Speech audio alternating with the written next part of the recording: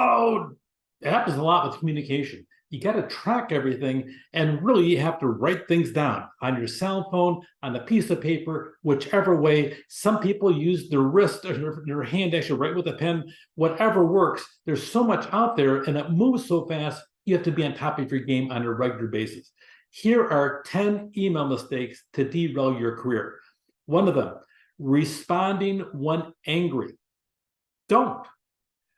If you have an emotionally charged situation and you're livid about something, it doesn't give you time to think, and you'll regret what you say an awful lot. The best way to deal with an email when you're angry, type it up without anything in the to section, so that way it can't be sent, and you write it down, you let it sit overnight, and then you get back to it the first thing the next morning. Typically, you're going to have a different response in the process because you had a chance to relax and everything. Don't respond when angry. Making address spoofs. Make sure you get people's names right. That's the most valuable thing they have. And if you call them the wrong name and spell their name wrong, it's really offensive to them. And you may not think, oh, it just missed an E or whatever. To them, it's an insult. That's a big deal. The address spoofs, sometimes when you do the email, I had one gal, for some reason, she put her name and her birth year, and then she put the word, she put O after that instead of the 0. So it's kind of like, why would you do that? But that's her address spoof. So it went to somebody in England, and I went and they responded back to me saying, this is the wrong person. Can you tell her to sit her change her email address? I get too many stuff from her. Okay, so those things happen. Address spoofs. Forgetting the subject line or failing to change it to match the thread. If you're saying something about the thread, you put your own email in the thread as you go through on the email chain. And so you're looking at that and you match it. People may not associate the two together or responding to that aspect of it. The subject line can be really disarming if they don't know what it's about. They may not know it really is from you. Not personalizing your message or skipping the salutation. Well, I want to get right to the brass tacks. Keep it up, you'll be getting right outside the organization. Always be nice. Being nice is free. Yes, it might take at least 5 seconds, maybe 7 seconds to put a good salutation in there. Do the salutation. Number 6, including inappropriate content. One time at a place where I'm working, the police chief, he used to do off-color jokes. Well, fortunately, he was fired before I got there because I would have fired him. You don't do that. I mean, you have a position of authority of all things, and you're sending all those things out. It's really inappropriate. Don't do it. And if you think it's off color, it probably is. So be careful. Forget the check for spelling and grammar. We've talked about that. People are really offended. You know, one time I was in a doctor's office, a new doctor, and I'm looking at the form, and there's a typographical error on the first page. On the second page, there were 2 more. Would you sit down and go to a doctor for surgery and have them take a scalpel and cut you open and then sew you up and not be worried if they couldn't get a form right? Oh my gosh, yes. So I didn't stay at that doctor. And so that being said, always check for spelling and grammar. And thinking no one else will ever see your email. I told you the one story about a college president who sent one about an employee issue, and he copied 108 different managers. It was wrong. It was dumb. And he was in tears. He kept his job, at least at that moment. So make the assumption that everything you put in writing can and will come back. So make certain you're protected that way. And then copying and forwarding recklessly. Sometimes you sit down and you just copy and forward it to somebody else trying to burn somebody maybe, or maybe you think it's just innocent information.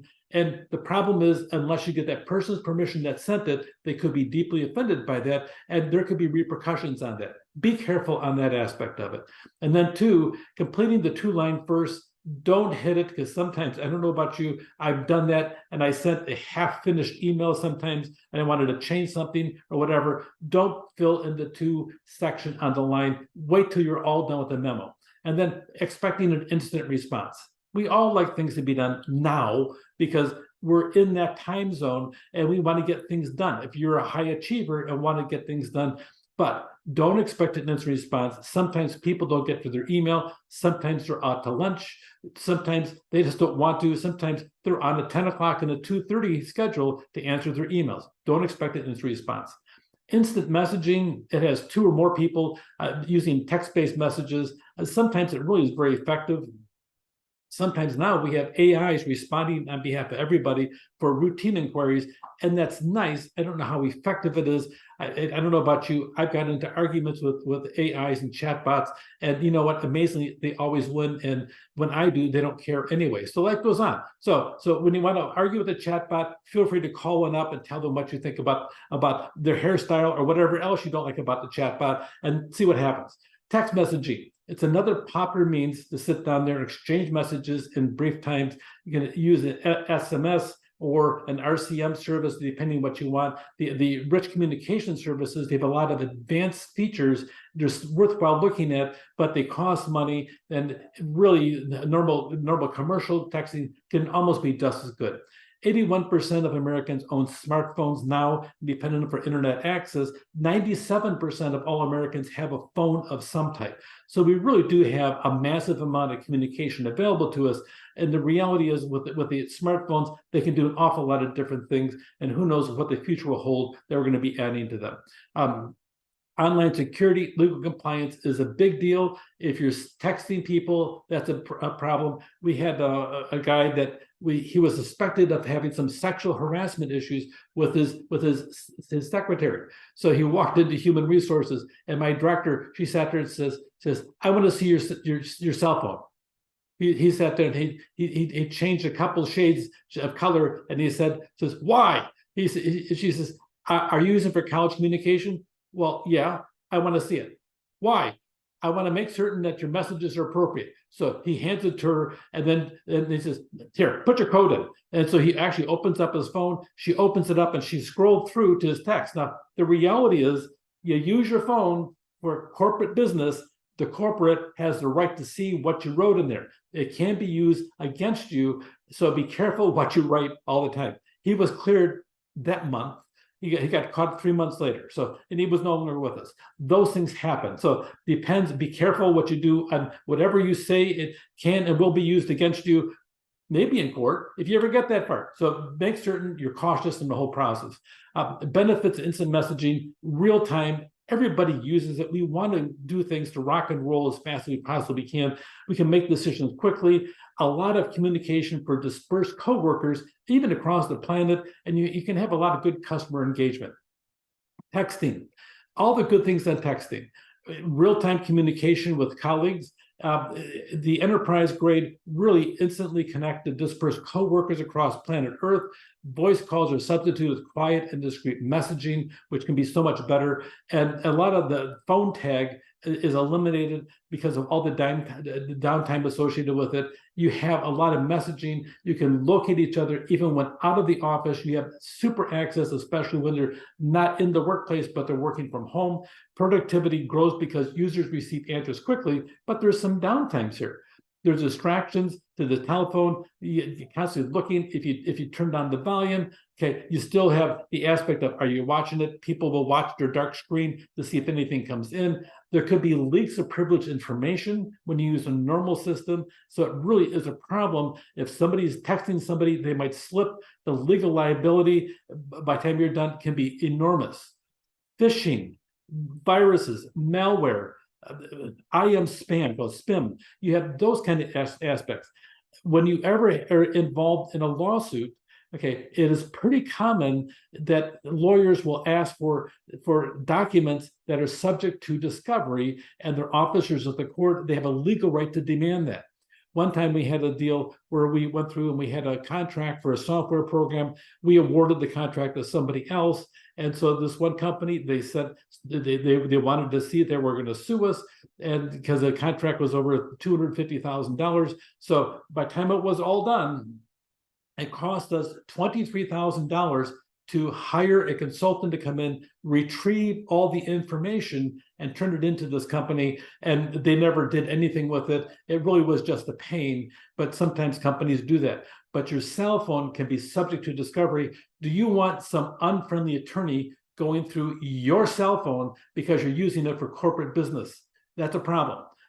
There's laws mandating that broker-client messages can be retained for 3 years. It's not one of these things where you hurry up and go through one night and delete a bunch of text. If you do that, you may end up in front of a judge all by your lonesome.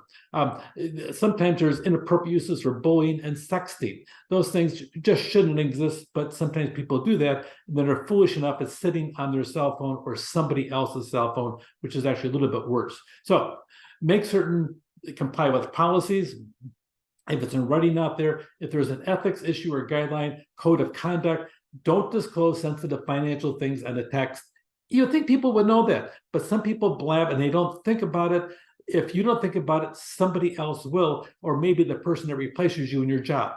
Be careful. Okay, avoid harassment. Don't say anything at all about anything inappropriate to anybody, because no matter what happens, it might get past the person you're sending it to and go to somebody else. Don't forward or link inappropriate photos, videos, and art. Don't do it. Don't do it. Don't do it. Even if you're a politician, don't do it, especially if you're a politician. Okay, but don't do it. Just that's how it works. Stop. Don't text and chat while driving. It really is a problem. One of the biggest problems is the person on the other end will know that you're driving. They'll hear road noise, even on the quiet cars, they'll hear road noise, and you're not fully devoting your attention to them. If it's an important client and you want to woo them and get them to buy your service or your product, you need to sit down and pull the car over. They will appreciate it, saying, let me pull the car over here because I want to focus in on you. All of a sudden, you're elevating them up here instead of just being a happening phone call as you go by. Separate the business contacts from family and friends. It might limit the messaging. I doubt it, but a lot of people carry two phones. You can have two lines on the same phone if you want to. When you're in a business call, avoid unnecessary chit chat. Have the appropriate greetings, opening and closing, but know when to say goodbye. Make certain your present status is up to date, and make certain you always have good grammar. Texting is an alternative to a phone call or email. It is just about as inefficient as email.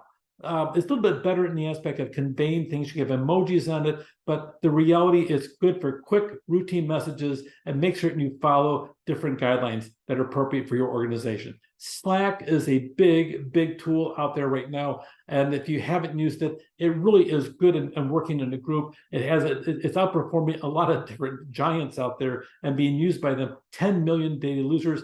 Here are the upsides. Slack declutters email, simplifies communication.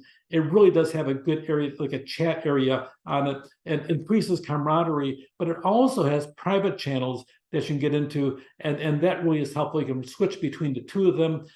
It really is good to have teams across time zones. You can talk to each other, and it integrates with a lot of tools like Dropbox or G Suite, and it really is a way to monitor and log. The downside of Slack, it can consume too much time and people are on it, and it spills over into home life. The etiquette, the ultimate Slack etiquette guide: stay away from slang and the swear words in them. Avoid talking about job hunting, illness, finances, or hating coworkers. Those things come back. Don't say it. And Slack makes it easy to babble about anything. Shun argument. Don't argue with somebody. Compliment your coworkers. Sometimes, if you disagree, stop talking and writing and pick up a phone and call them. Yes, phones still work. You dial a number, somebody calls, and you pick it up and you talk to another person. Yes, you can still do that. Curb the emojis. Too many of them are inappropriate. Be careful on that. And always adjust your tone to your audience. Spell check your spell check. Don't trust it. Think twice before you click. Be there when texting. Focus on the person you're talking to and stop babbling. Life will be good, and you might be able to reduce somebody else's communication overload, and maybe they'll reduce your communication overload. Take care.